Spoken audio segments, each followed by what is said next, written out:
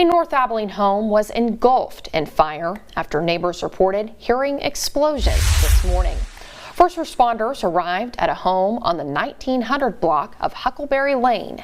This after receiving calls about the explosions around 9 a.m. They arrived to find heavy smoke and flames coming from that home. Neighbors say the occupant is known to have mental health issues and exhibit erratic behavior. He was standing outside at the time of the fire. He was taken to the hospital with undisclosed injuries. No other injuries were reported in connection to this fire.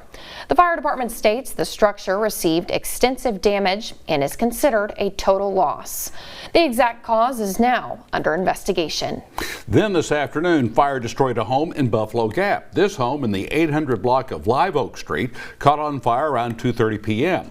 When first responders arrived, they found that home completely engulfed in flames. After working on those flames for a brief time, all the firefighters at the scene retreated from inside the home and began attacking the blaze from the exterior. The Buffalo Gap Volunteer Fire Department told KRBC that the fire started on the front porch. It's unknown if anyone was injured, but KRBC did observe one person on a gurney at the scene of the fire.